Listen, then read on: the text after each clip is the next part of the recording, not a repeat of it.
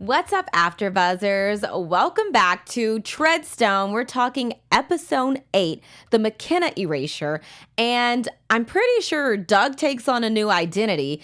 Tara finds out some very top secret information, and is Matt Edwards going to die? Stay tuned. We're talking all that and more. I'm Maria Menounos, and you're tuned in to AfterBuzz TV, the ESPN of TV talk. Now, let the buzz begin. Welcome back, guys. Oh my gosh. We're are finally together. I know. We've taken you on a whirlwind these past few weeks. Thank you. Vinny, how have you been? I've been good. I had an amazing Thanksgiving. How was your Thanksgiving? It was great. I went home. That's why you guys didn't see me last week. But I'm back. We're both back, and we're here to finally give you guys some great Treadstone talk. Exactly. I can't wait. So let's just jump right in. I guess we could start off with Doug and Sam. So the episode starts off with them, going to another agent's house trying to save them because obviously the CIA is trying to kill them. Yeah. And turns out they still die. Yeah. How did you feel about that whole scene? You told me something when we were watching out there. So first of all, I knew Doug wasn't gonna die because they left us off with that cliffhanger when he went into the house and it exploded. I was like, there's no way they're gonna leave it like that, and he's a main character. So I knew that. And that action scene with Doug, and it was just crazy. It was. I wrote down that it was the best action scene that we've seen so far in this series. Wow. And I have like a little conspiracy that the two people who died, I think Sam killed them. Because, hear me out. I'm listening. So the guy who was shot, he was shot in the shoulder. Right. The woman, maybe she died on her own because it was pretty bad. Yeah, looked like she had a few shots. No way that guy died from a shoulder wound. No way. That's a very interesting conspiracy. I'm going to have to disagree a little bit for the most part, because I definitely think the woman died on her own. She was like bleeding out from the beginning. Yeah. And I don't think it was just the gunshot. I think it was like, glass shattered. It was an explosion. Also? Yeah, she like landed on something. She couldn't even move. So I definitely think she died on her own. Now, the man, it is a little suspect because And maybe we only saw him got shot in the shoulder. That sounds weird, shot in the shoulder. But maybe he also had like an inner thigh wound, or like maybe he had some other wound we didn't see. But maybe I just don't see why Sam would kill them. Like, what is your reasoning behind it? Like, is she working with another team? I don't trust her. I don't trust her either. To be honest, I don't trust her either. Something about her is just off. Exactly. She's definitely up to something. She's kept this secret from Doug for so long. Yeah. And they're married, right? They're not. Married. Yeah, they're married. Like, who does that? Yeah. So I just don't trust her. Well, why I say I don't really trust her is because obviously, they killed they were targets, and they killed the guy who was supposed to kill them. And obviously now Doug is taking over Vincent's identity, and they go to Vincent's house, and Sam trained Vincent as well. So she knows him. She knows his whole life. And they're like, okay, we're just going to like have to prepare you to take on his identity. But why, like, I guess in the grand scheme of things, is she going to get a new identity? Because at some point, they're going to realize she is still alive. They sent a picture of Doug being dead. Yeah. But she's still out here. They're going to come looking for her. Mm-hmm. So is she going to take on someone's identity? She's going to change her hair? Like, is she just going to go back to her house and pretend like she lives there? I think she's betting on that these people know her and that they're just not going to kill her. Like she said, she thinks that if she just talks and lets them hear her out, then she'll be fine. Which makes me not trust her, because they clearly wanted to kill both of them, Doug and Sam. Yeah, So she was about she's- to die if it wasn't for yeah. So Doug. for her to like be so confident, like, oh yeah, they're not gonna kill me. They're gonna want to hear me out. Yeah. And she could, and she was like, I could tell them it was a mistake and I should have never did it. Like, are you playing both sides? How is this really gonna turn out? That's what I'm wondering. I think she's just looking out for herself. I think so too. Yeah. At this point, What's the best scenario for me? Is it with working with Doug, or is it with working with the other people? yeah, but I think she does care about Doug because why else would she help him? Yeah, that's true. Or she could just be helping him to further help herself. True. We'll find out soon enough. Keep your friends close and your enemies closer. Right? I really low key think like that's the whole part of the plot, that she's gonna be a double agent and she might be the one who kills. Well, that's part of prediction.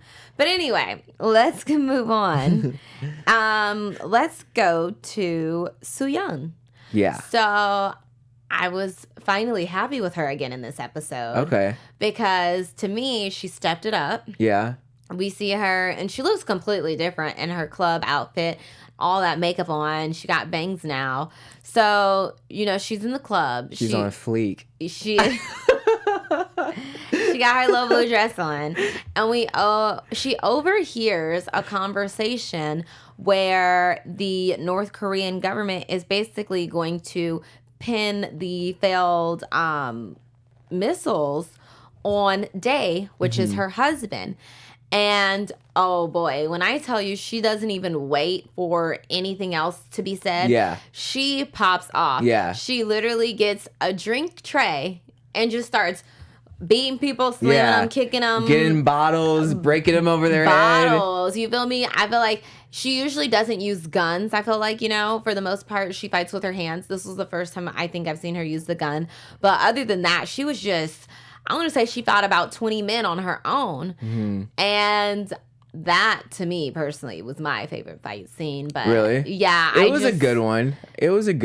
Because, like, it's a nightclub, and then it turned into like some type of performance, a concert. Yeah. And my thing, it was kind of funny because yes, concerts are loud and a lot of stuff going on. I was thinking the same thing. But you see all these people with guns and fighting, and y'all tell me these people still on stage performing. Right. All the people in the crowd were just like dancing. There was a few who looked and were like, oh my gosh. But I was like, people, y'all really don't see all this going on in the background? The first thing I'm going to do is just run out of there. Exactly. Run. Forget this concert. Forget these tickets. I will call Bank of America and cancel that credit card purchase. But I am getting out.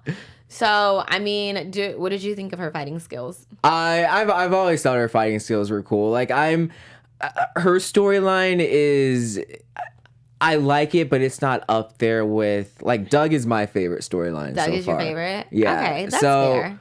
Her storyline, it's getting there, but it's just not there for you. Yeah, it's just not there for me. But I do love her fighting skills, and I do love her fight scenes. And it's each character has like their own fight style, like that right there, like that picture right there. It's so cool.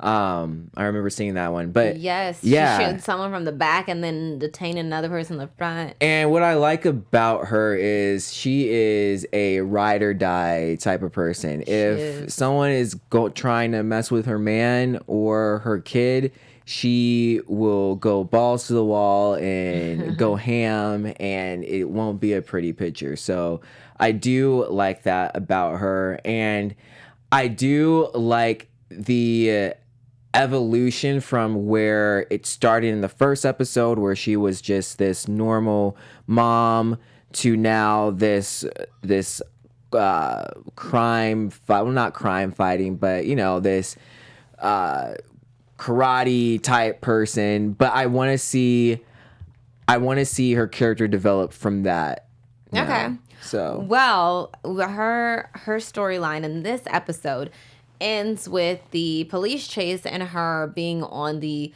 North and I want to say South Korean border.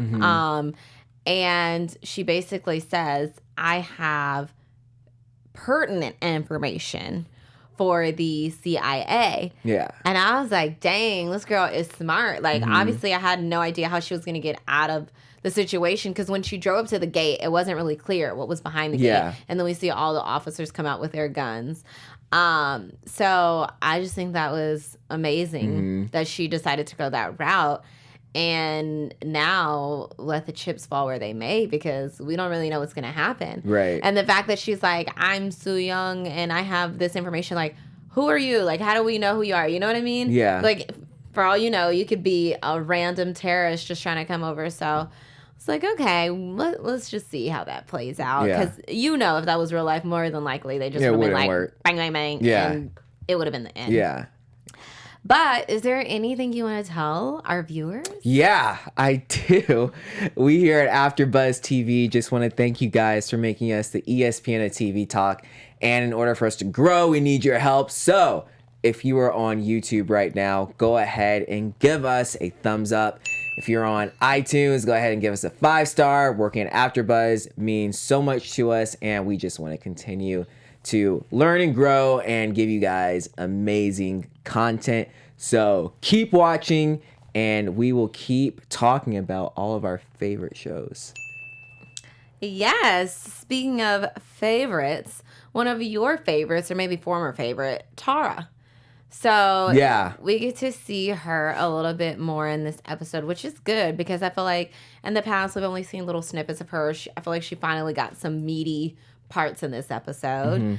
So obviously she goes to the Russian military base for all their archives.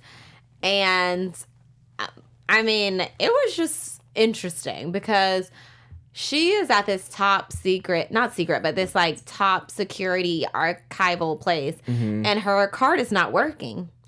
And then she drops it, and then boom, it works.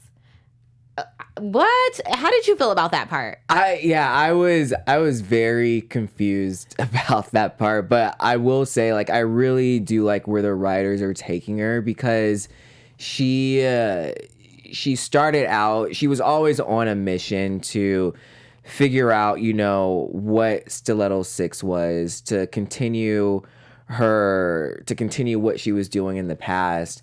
And now with the death of her friend, that gives her ammunition to go even harder and to find the answers, because she is a journalist. So it's in her blood to, figure out what's going on. So I am liking that she's continuing to move forward, even though she all this danger lies in front of her, and she just doesn't care. Yeah, I mean, I find it very interesting because, her obviously getting in through security and then barely being missed by the officers when she's taking pictures of the files. I thought that was all very, too close. I feel like they could have maybe sent someone to catch her and she could have ran out. I don't know. Just something a little more realistic. But we do come across the name Yuri quite a few times in this episode. And we actually end off with her and Petra. Yeah. So how do you kind of think that's going to go?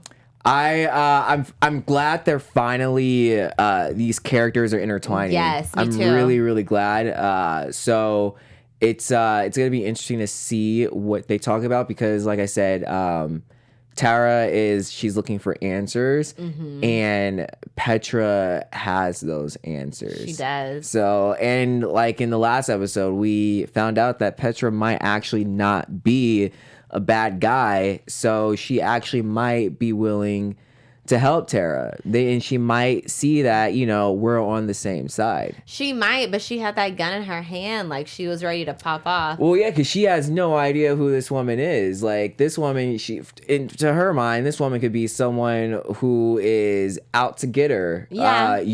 For all she knows, Yuri could have sent her to kill her. That is also true. Yeah. Well, I agree with you. I definitely am glad that they're starting to introduce the characters to each other, tie up some loose ends, because there's only 2 episodes left. So yeah, I definitely am excited to see how it all ends, or how it all comes together. But finally, there is a juicy scene, and I think this one is like, I wouldn't say sad, but I was just kind of like, oh, you know, I didn't get too attached to one of the characters that I'm about to talk about, but it was a pretty big scene. Yeah. So we have Ellen Becker, Yeah. we have Matt Edwards and Stephen Haynes, and we have Levine, however you say his name.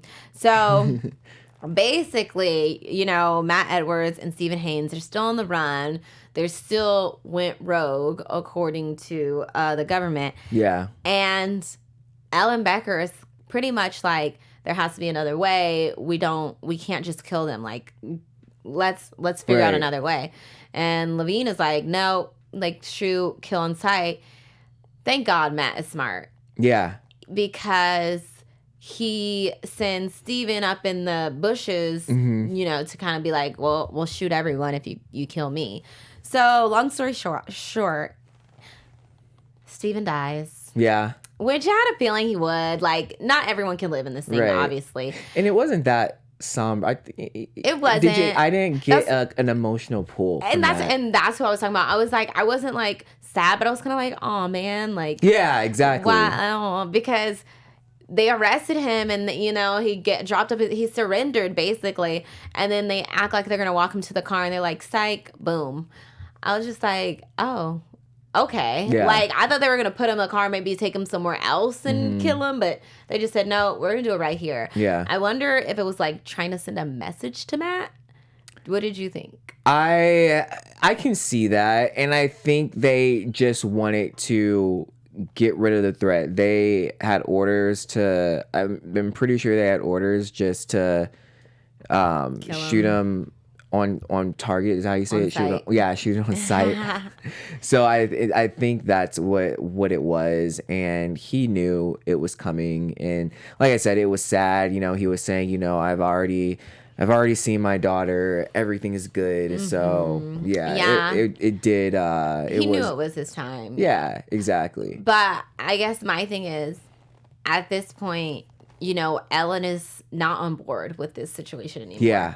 She is definitely, she wants to do the right thing, but she also doesn't want to end up without her family, you know? And she's made that pretty clear. Right. So she's like torn between a rock and a hard place. Right. And meanwhile, you have Levine over here like breathing down her back. And we actually see that he has tapped into all of Matt Edwards' phone lines, emails, texts, everything. So he's like tracking him. And unfortunately, he hears a conversation with Tara and Matt. And there's not much he can do with this information right now because she didn't say much. Yeah. But when she calls back. Now, I told you, I was like, okay, I'm thinking Matt is a really smart guy. You know, he's been in this business. He knows how they operate. Why wouldn't he get a burner phone? Why is he using his cell phone to have these conversations? Yeah, and I agree with that. It seems like a rookie mistake. And from what we've seen of him so far, he's no rookie whatsoever. He's a very smart, intelligent man just from this episode, what he did. So only thing I can think of is he did that on purpose, but I want to know why. That's what I can't piece together, is if he did do that on purpose, why? Because it just doesn't make sense for him to fall for such a rookie mistake. Yeah, I completely agree, because he saw that he was locked out of his computer. He lost all administrative access. So he knows that he's kind of cut out at this point. Right. So you would think he would like tread a little lightly, be a little more careful. So I agree. Was this...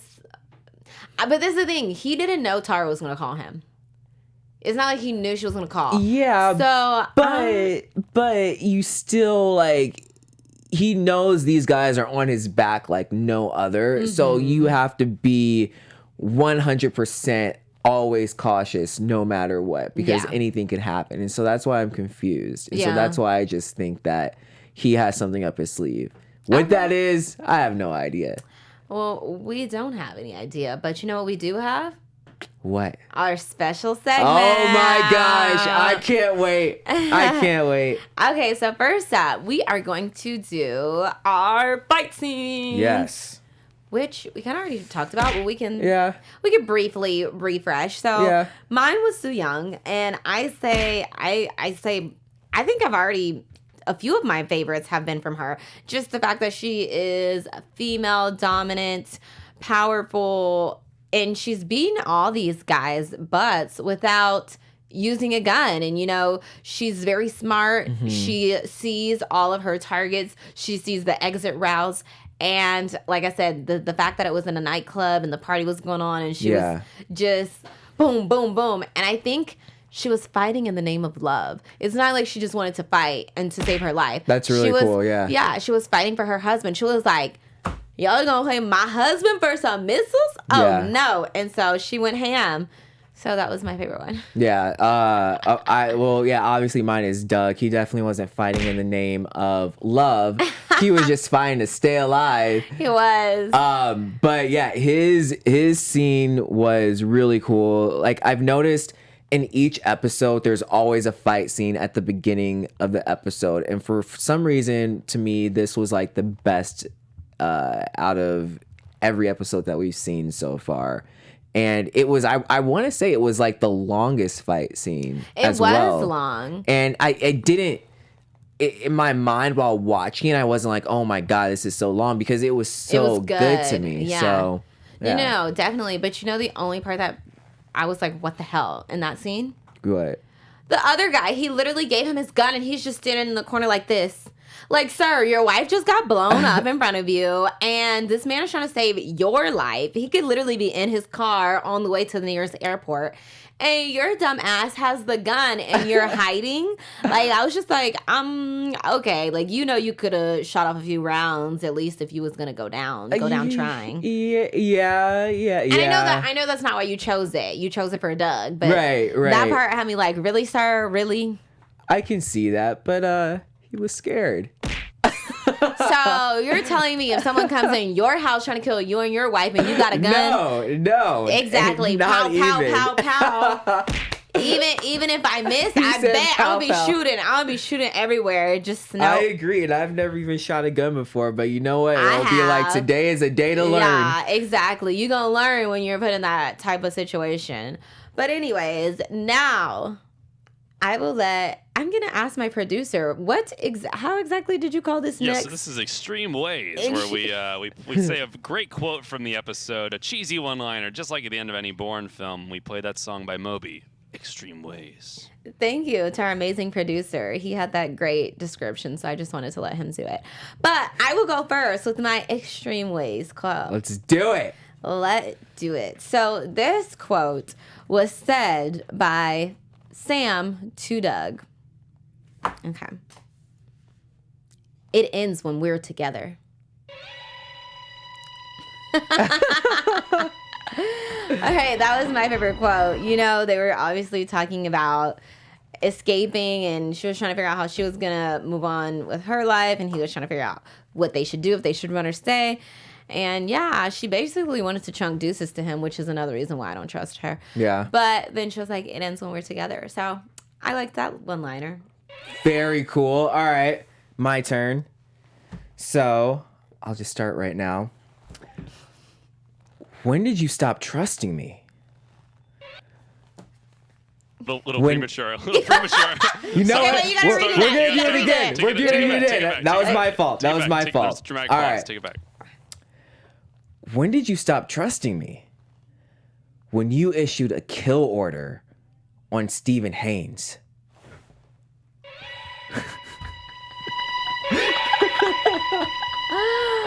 Oh my gosh, that is actually hilarious. It really is. The way you like it. Right. Well,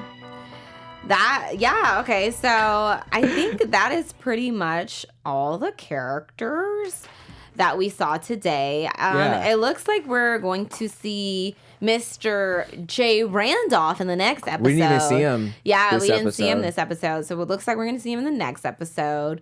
So now it is time for our predictions. Your AfterBuzz TV predictions. Okay, I'll let you go first. All right. So I said this last week. I still think Tara is a cicada and she has no idea. And I think, I didn't say this last week, I think the person that activated her was John. I think John somehow activated her. Because someone in the chat last week said that he thinks John is the person who's activating all the cicadas. I don't think he's activating all the cicadas. I think when he says activating, he means waking them up. Waking them up. Yes, waking them up. I think that he only I think there are two people. I think there is like a bad person and a good person. The bad person activated all the other cicadas, turned on all the other cicadas. Really? John, I think, turned on Tara, and this is why she's doing all this stuff. Wow. Mind blown. I think I will lose my mind if that really is what happened. Wow. Okay. That really threw me for a spin there. Well, I think that Sam may turn, I don't know if she's going to turn Doug in, but I think she's working for the other team. Yeah. And I think she might be a double agent. I don't know. I think she is going to, I think she's going to go back to the CIA, Treadstone, Black Ops, whatever, and think Doug might be on his own. I feel like Ellen Becker is going to do the right thing. I truly believe that. I think she is going to try and do the right thing, and somehow her and Matt are going to team up and help Tara get the information to whoever it needs to be. And Soo Yung, oh girl, I want you to save your family. I think she is gonna kill General, what's his name? The new general of North Korea.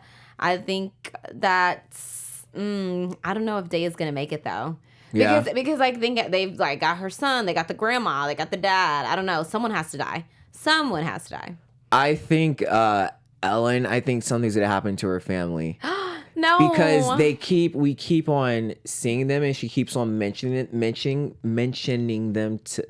about them. Yeah, and I just feel like we're gonna get that awful storyline where someone does something to her family, because we keep on hearing about how much she loves her family and how much she wants to be there. And okay, that makes sense. I hope not, because despite everything, like all her BS, like I still kind of like her for some reason. Oh, I like her also. Yeah, so because you can tell she wants to do the right thing, but she's in a tough little pickle there.